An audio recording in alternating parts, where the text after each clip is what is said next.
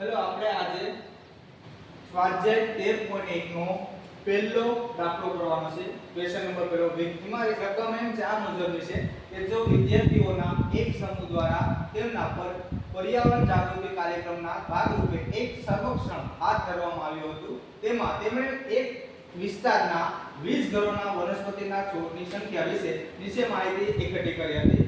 હવે છોડની સંખ્યાનો મધ્યક ગોતવાનો છે. પાછળ તે એમ કીધું છે કે છોડમાં આપણે કઈ રીતનો ઉપયોગ કરીએ આ દાખલો ગણવા માટે અને શા માટે એ આપણે પાછળ કહીશું. અત્યારે આપણે આ દાખલાની બે રકમ આપી દીધી, આવૃત્તિ વિતરણ આપી દીધી અને ઘરોની સંખ્યા એટલે કે આઉટ ફાઈ આપી દીધી. હવે એની ઉપરથી આપણે xi ગોતી લઈએ, ફાઇન્ડ કરી લઈએ. xi બરાબર આ બંનેનો સરવાળો એટલે ભાગ્યા 2 એટલે કે કેટલો થાય? બંનેનો સરવાળો 2 અને ભાગ્યા 2 એટલે કે 1 વધે. એવી રીતે ન કરવો હોય તો આપણે કેટલાનો ગેપ છે? 1 છે, 1 કરી નાખવાનો તો બંનેનો સરવાળો ભાગ્યા 2 એટલે કે 1 જવાબ આવે. કેટલાનો ગેપ છે? 2 2 નો ગેપ છે. જો 2 માં કેટલા નાખીએ?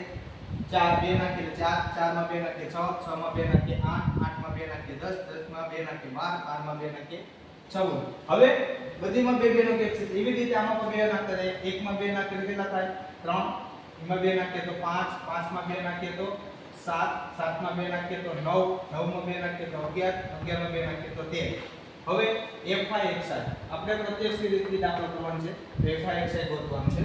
fi એટલે સામસામેનો ગુણાકાર. fi અને xi નો ગુણાકાર 1 1 1 1 3 2 6 5 1 5 7 5 35 6 9 54 પછી 11 2 22 અને 13 39.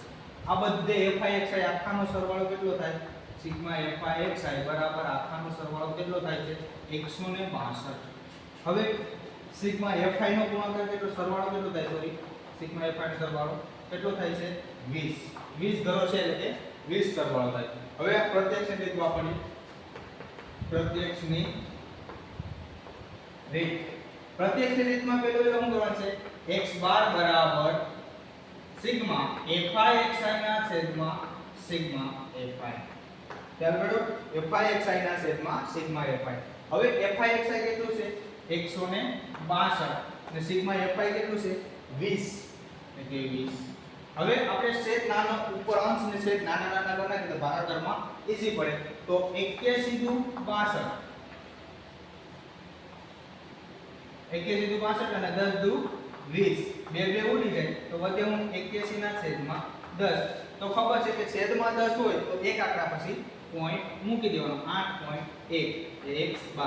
હવે આપણે આ આવૃત્તિ પ્રત્યક્ષ રીતે કેમ યુઝ કરી? કેમ કે આને આવૃત્તિ વિતરણ છે નાના છે. સંખ્યામાં ગાણિતિક સંખ્યાઓ છે એ બધી નાની છે એટલે કે આપણે પ્રત્યક્ષની રીત ઈઝી પડે. ખ્યાલ કરો? જો આમાં મોટો ગેપ હોત, આ કિંમતનું હોત તો આપણે ગેપ થોડો જાડો રહે, એટલા માટે આપણે પ્રત્યક્ષની રીતનો ઉપયોગ કર્યો. હવે પ્રત્યક્ષની રીતમાં નાના જે સંખ્યાત્મક ગુણ છે એના કારણે આપણે પ્રત્યક્ષની રીતનો ઉપયોગ કરવામાં આવ્યો. તો એની ગણતરી બધો નાની નાની છે, કારણ આંકડા પણ નાના નાના છે. ઈઝીલી આપણે આમાં દાખલો કરવામાં સરખું પડે એટલા માટે આપણે પ્રત્યક્ષની રીતનો ઉપયોગ કરો. બાકી તમારે જે રીતનો યુઝ કરવો હોય તો કરી શકો. ધારો મધ્યકની રીત છે, પદ વિશ્લેષણની છે, તમે કરી શકો છો. ખ્યાલ પડ્યો? એટલે કે આ રહ્યો આપણે ક્વેશ્ચન નંબર 1 સ્વાધ્યાય નંબર 13.1 નો ક્વેશ્ચન નંબર પહેલો.